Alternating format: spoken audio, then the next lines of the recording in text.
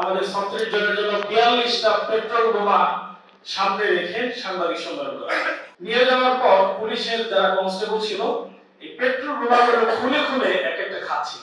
বলল যে এগুলো আপনাদের আগমন উপলক্ষে দোকান থেকে সেভরানগিরি নিয়ে আমাদের দিয়ে কষ্টে চাপানো হয়েছে, দিয়ে এখন আমরা এটা খাচ্ছি। শীত তারিখে ইউরো বাংলা রেস্টুরেন্টে একটা ইফতার মাহফিলে ছিলাম। আমরা 36 জনকে রাতের বেলা নিয়ে যাওয়া হয়। পরের দিন সকালবেলা আমাদের 36 জনের জন্য 42টা পেট্রোল বোমা সামনে রেখে সাংবাদিক সম্মেলন করা হয়। সাংবাদিক সম্মেলন শেষে আমাদেরকে টিভি অফিসের ভিতরে নিয়ে যাওয়া হয়। নিয়ে যাওয়ার পর পুলিশের যারা কনস্টেবল ছিল এই পেট্রোল বোমাগুলো খুলে খুলে এক একটা খাচ্ছিল। আমি জিজ্ঞেস করলাম যে এই লাল পেট্রোল বোমা আপনারা খাচ্ছেন কিভাবে? বলল যে এগুলো আপনাদের আগমন উপলক্ষে দোকান থেকে সেভরানগিরি নিয়ে আমাদের দিয়ে কষ্টে চাপানো হয়েছে, দিয়ে এখন আমরা এটা খাচ্ছি।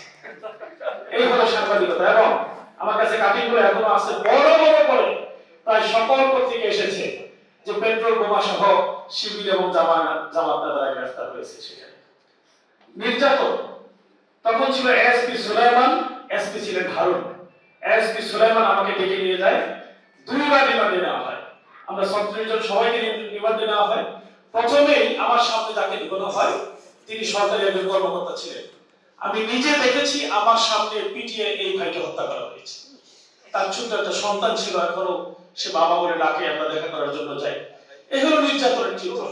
নিঃসন্দেহে বাংলাদেশে সাংবাদিক জগতে নির্যাতন শুরু হয়েছে। আমি বলবো 24শে ফেব্রুয়ারি 1975 সালে বাকশাল প্রতিষ্ঠান মধ্য দিয়ে বাংলাদেশের সকল সংবাদপত্র বন্ধ করার মধ্য দিয়ে তখনকার সময়ে হাজারো সাংবাদিককে নির্মম জীবনযাপন করতে হয়েছে।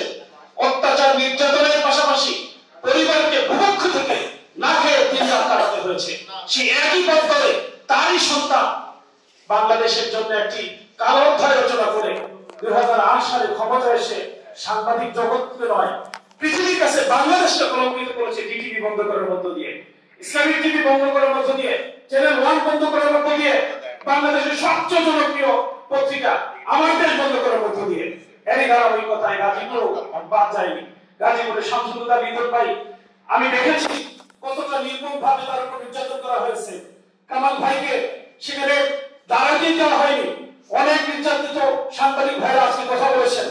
আমরা প্রায় আমি এখানে এসে 17 জন সাংবাদিক ভাইয়ের কথা শুনেছি।